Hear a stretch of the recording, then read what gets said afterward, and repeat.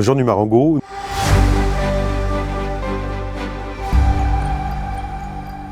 Numa, le restructuring, un métier de passion, un métier de passionné? Je dirais un métier de passion, la passion de sauver l'entreprise, d'accompagner ses dirigeants, la passion de comprendre ce qu'est une entreprise en difficulté. Quand on est dans une situation complexe, une situation de sous-performance, il faut avoir la passion, la foi de rechercher la lumière au bout du tunnel et je dirais la passion d'être aux côtés des dirigeants dans les moments les plus difficiles pour eux. Donc oui, la passion du sauvetage. Aujourd'hui, est-ce qu'il y a un dossier dont vous êtes particulièrement fier? Il y en a beaucoup, mais un qui a probablement marqué l'année 2021, c'est le dossier du groupe Lee Charmel, acteur mondial de la lingerie haut de gamme, fabrication internationale, filière intégrée, qui a tout connu, une cyberattaque, la crise des gilets jaunes, mais également évidemment la crise sanitaire. Sur un secteur en première loge des difficultés à ces moments-là, qui est le secteur du retail. Il fallait beaucoup d'ambition, beaucoup d'envergure, beaucoup d'énergie pour accompagner ce groupe international. Avec Olivier Piquet, son directeur général, on s'est fixé des objectifs clairs, sauver l'entreprise, sauver ses salariés, mais tout en gardant un actionnariat familial et une direction effective qui avait montré par le passé son efficacité. C'était un enjeu principalement bancaire et de fournisseurs, 19 mois de période d'observation, au terme de laquelle nous avons vu adopter par le tribunal de commerce de Lyon un plan de restructuration de dette bancaire à hauteur de plus de 85% en write-off de son niveau d'endettement, approuvé à quasi l'unanimité de l'ensemble des partenaires bancaires. Donc une très grande réussite sur un secteur en grande difficulté, mais qui du coup rebondit positivement et sort de 19 mois de période d'observation avec une valorisation patrimoniale qu'elle ne connaissait évidemment pas quand elle y est rentrée. Et aujourd'hui, est-ce que vous gardez un regret sur un dossier? Un regret sur un dossier. En 2021, on a eu le plaisir d'accompagner les anciens managers de Viapost dans le cadre de la tentative de reprise en pré-accession du commissionnaire de transport et logisticien Egetra. Nous avons été dans les 2 finalistes des meilleures offres de reprise du processus de cession face au groupe BBL. Notre offre a été considérée par les salariés et également par les organes de la procédure comme étant la plus belle offre. On manquait un peu de financement à la fin pour sécuriser définitivement notre périmètre. Et compte tenu du risque fiscal qui est apparu, un risque douanier, un risque un peu technique dans le cadre du processus de cession, on a décidé de se retirer la veille de l'audience pour laisser ce qu'on considérait être l'offre la plus pérenne passer devant nous. Mais si nous avions eu un partenaire peut-être économique plus fort, ou si nous avions anticipé de manière plus forte cet épiphénomène dans ce dossier, nous aurions sans doute pu voir prospérer notre offre de cession. 2 ans après, quel bilan tirez-vous de votre arrivée chez Franklin? Alors nous sommes arrivés en 2020 chez Franklin, à 2. Je quittais une précédente aventure professionnelle. 2 ans après, nous sommes une équipe de 6 personnes. En 2 ans, nous avons géré un peu plus de 150 millions d'euros de passifs, préservé quasiment 3000 emplois, géré une dizaine de procédures amiables, traité 5 procédures cross-border d'insolvabilité ou internationale, 15 dossiers de distressed M&A et 11 procédures judiciaires, de procédures collectives. Donc pendant 2 ans, on a bien intensifié notre présence sur le marché du restructuring. J'ai une très grande satisfaction de porter cette équipe, avec des gens très engagés. Arnaud Pedron nous a rejoint en qualité d'associé en 2021. Et aujourd'hui, on enregistre de très très bons résultats sur ce marché spécifique, sur le marché de passion du restructuring. Et on démarre l'année 2022 avec quasiment aujourd'hui 10 missions d'enclencher auprès de tout type d'entreprise, donc une grande satisfaction. Tout ça dans un environnement d'un cabinet d'avocats d'affaires de 80 personnes, 80 avocats, full service, et avec une énergie incroyable. Le tsunami du restructuring, tout le monde l'attendait en 2021.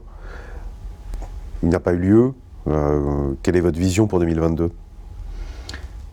2022 va être une année particulière. C'est un peu un lieu commun de le dire, mais c'est quand même une réalité.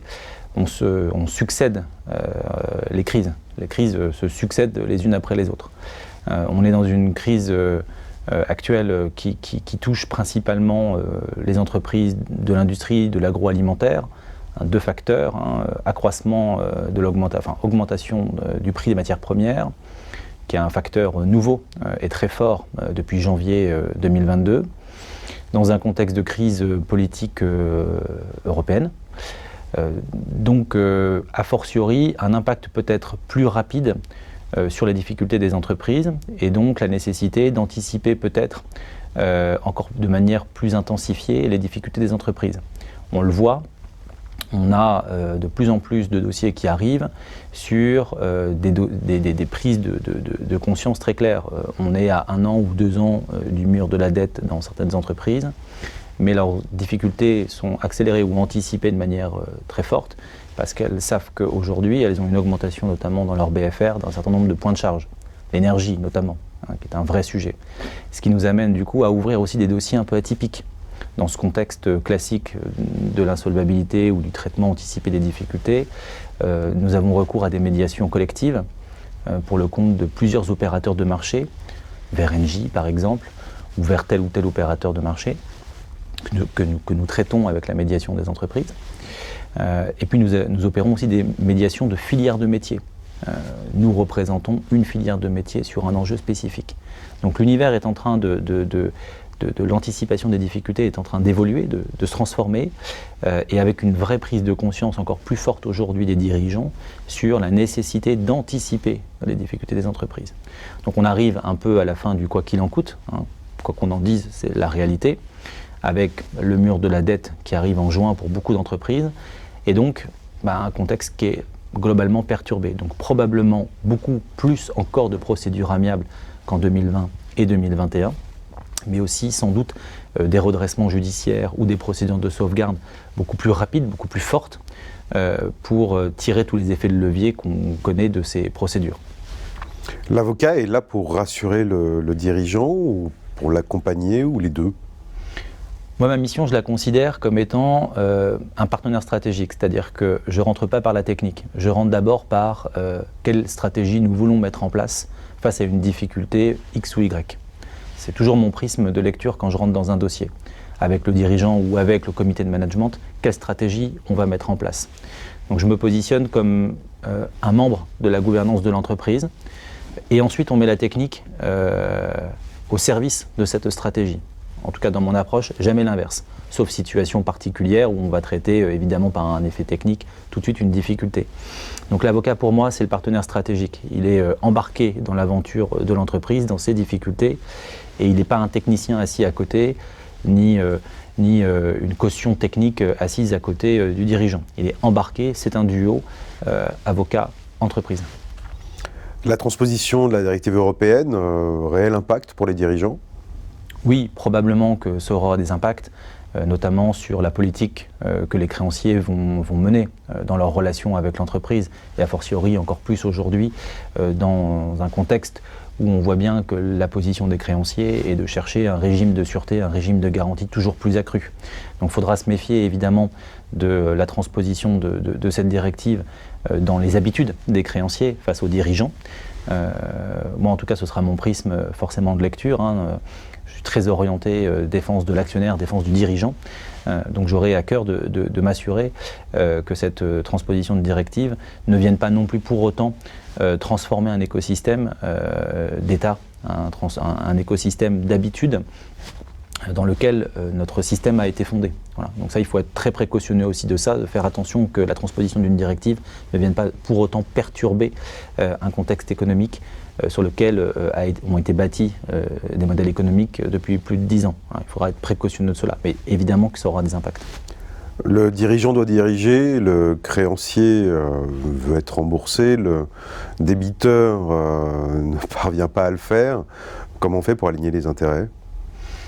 La procédure collective ou la procédure d'anticipation des traitements des difficultés, c'est pas forcément un alignement de planètes.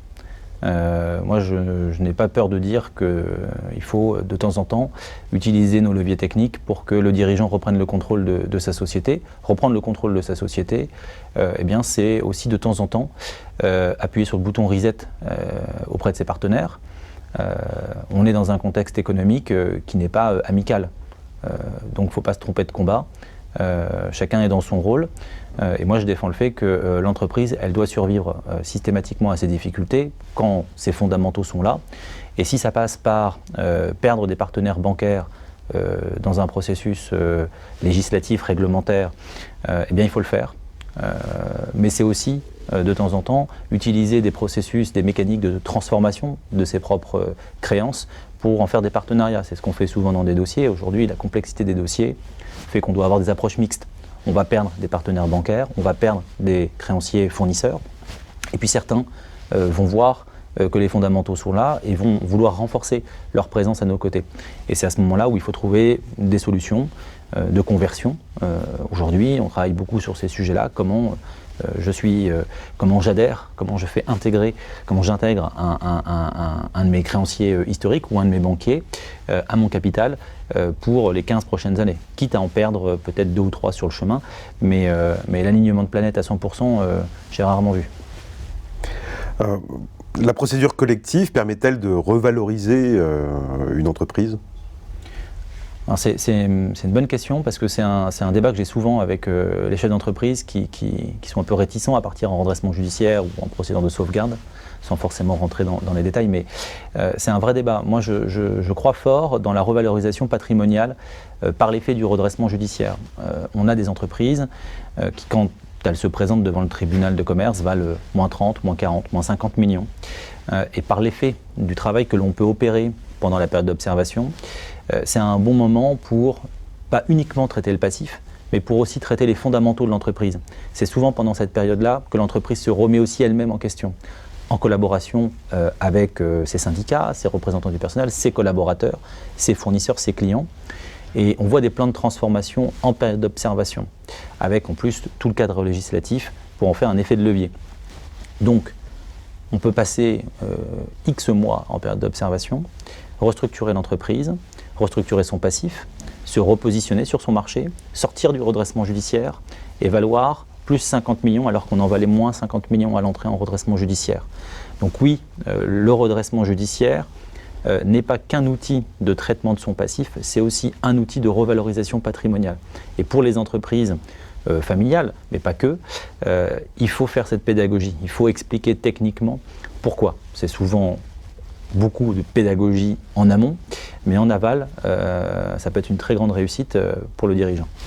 Les entreprises en difficulté, source d'opportunités ? Oui, clairement. On est sur un marché très actif du distressed M&A. Beaucoup d'entreprises avec de très bons fondamentaux se retrouvent en état de cessation des paiements et n'ont pas les moyens financiers de faire face à leurs difficultés, donc se retrouvent obligés d'être en cession judiciaire. Nous sommes sans doute une des équipes sur la place de Paris les plus actives en cession judiciaire, avec un portefeuille investisseur très important. Et nous avons des clients qui très clairement mènent une politique de concentration sur leur marché par l'acquisition de branches d'activité ou d'entreprises en difficulté. Donc oui, c'est un vrai vivier d'opportunités pour ceux qui savent intégrer. Parce que intégrer une entreprise en difficulté, c'est pas intégrer une entreprise in bonis. Voilà. Le contexte est différent, le contexte social est différent. Et donc on doit aussi accompagner notre client dans ce processus. C'est séduire l'entreprise, séduire ses salariés pour un nouveau plan, un nouveau projet. Voilà, c'est souvent l'un des principaux écueils de la cession judiciaire, et donc on accompagne fortement nos clients sur cet axe-là. Et évidemment, rassurer les clients de cette entreprise quant à la pérennité de ce que sera demain l'activité reprise chez nous. Numarango, 3 conseils à un dirigeant qui ferait face à des difficultés, qui ne sait pas quoi faire. Premier conseil, poser sa stratégie, certainement. Est-ce que ma stratégie est appropriée au contexte dans lequel j'évolue aujourd'hui avec un univers concurrentiel, un univers politique compliqué, géopolitique compliqué. D'abord ma stratégie, ça c'est bien redéfinir ma stratégie, ou bien l'appréhender, la confirmer, mais bien l'appréhender et l'avoir en main. Second conseil, si je suis en difficulté ou si je pressens que je le suis, ne pas hésiter à réfléchir à tous les moyens techniques pour anticiper mes difficultés. Aller au tribunal de commerce par la voie d'une procédure amiable, ce n'est pas une honte. Au contraire, c'est un acte de gestion très fort aujourd'hui. Je fais partie de ceux qui militent pour qu'on intègre dans le Code du droit des sociétés le placement en procédure collective, le placement en procédure amiable comme étant un acte de gestion du chef d'entreprise. Troisième conseil, si la situation est complexe, si la situation est irrémédiablement compromise, comme on dit, ne pas hésiter à déposer le bilan. C'est un acte de gestion fort, responsable, qui inquiète les chefs d'entreprise, mais il faut qu'ils sachent qu'ils vont être bien accueillis au tribunal de commerce avec des professionnels. En France, on est sans doute la place en Europe où il y a un niveau d'expertise le plus élevé possible en matière de restructuration des entreprises et avec une indépendance de chacun des acteurs autour de la table. Ce qui est extrêmement important d'expliquer aux chefs d'entreprise qui peut avoir une vision de cet univers un peu pessimiste. Merci Numérango. Merci.